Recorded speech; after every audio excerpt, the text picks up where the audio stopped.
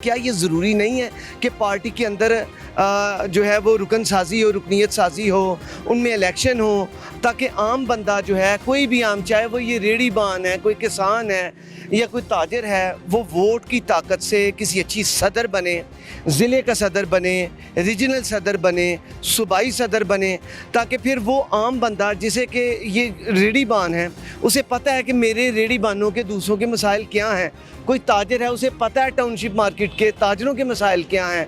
कोई अगर इंडस्ट्रियलिस्ट है, उसे पता है इंडस्ट्री के मसाइल क्या हैं। लेबर विंग है, यूथ विंग है, डॉक्टर्स विंग है, लॉयर्स विंग है, किसान विंग है, ये सब की विंग है। क्या ये जो खाका मैं बयान कर रहा हूँ, ऐसा कुछ है हमारे पाकिस्तान में? जी फिलहाल तो नहीं है, लेकिन ये होना क्या ज़रूरी है, ये होना ज़रूरी है।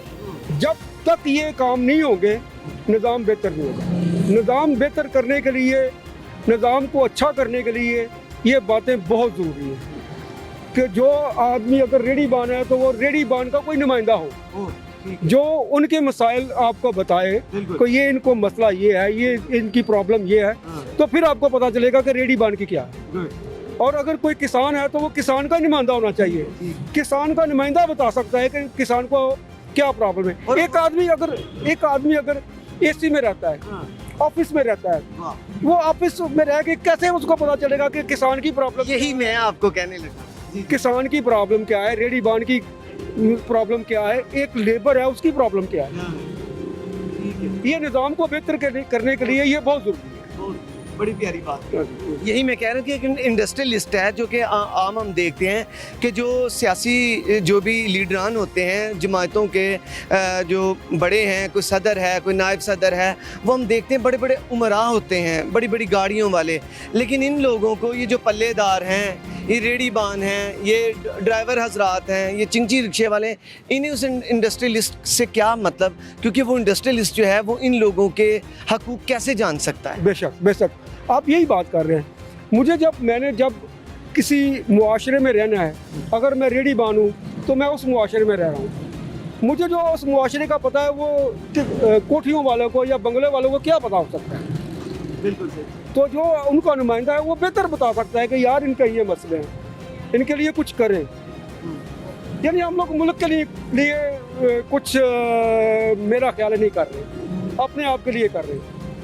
165 सियासी जमातें रजिस्टर्ड हैं इलेक्शन कमीशन ऑफ पाकिस्तान में, लेकिन ये जैसे मैं आपकी बात सुन रहा हूँ, ये नहायत अफसोस है कि अगर इनके अंदर भी ये मेरिट सिस्टम होता, उसके अंदर इलेक्शन होते, इलेक्शन से एक आम बंदा भी लीडरशिप में जा सकता है। लेकिन हम तो ये देखते हैं कि वही मिसाल है ना कि बादशाह है, वो जाएगा, उसका बेटा आ जाएगा, फिर उसका बेटा। क्या ऐसा हमारी सियासी जमातों में हो रहा है? 100% यही है।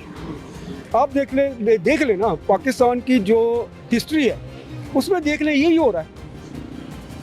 एक बाप वज़ीर आज़म है, बेटा वज़ीर आला।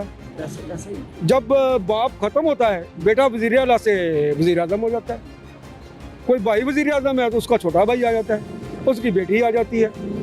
या सियासतदानों को ऐसा नहीं लगता, या उन्हें क्या लगता है कि वही अहल है, आम आवाम में कोई अहल नहीं है? देखिए, मैं एक छोटी सी बात करने लगा हूँ। पाकिस्तान में टैलेंट की कमी नहीं है, ठीक है, बहुत ज़्यादा टैलेंट है पाकिस्तान में। अब हज़ार मिसालें हैं टैलेंट की। पाकिस्तान ने बड़े बड़े मुल्कों को, बड़े बड़े जो अच्छे लोग हैं, जो सियासतदान हैं, जो कंप्यूटर के काम कर रहे हैं, जो सॉफ्टवेयर बना रहे हैं, लेकिन पाकिस्तान ने उनको नीचा दिखाया, छोटी छोटी बच्चियों ने नीचा दिखाया। लेकिन मसला सिर्फ यही है कि जो नीचे वाली आवाम है वो पिस रही है, सफ़ेद पोश तबका जो है वो पिस रहा है बहुत ज़्यादा आजकल, और जो गरीब है वो गरीब से गरीब तर होता जा रहा है। जो अमीर है, इस वक्त मैं ये समझता हूँ कि अमीर भी जो है वो परेशान है।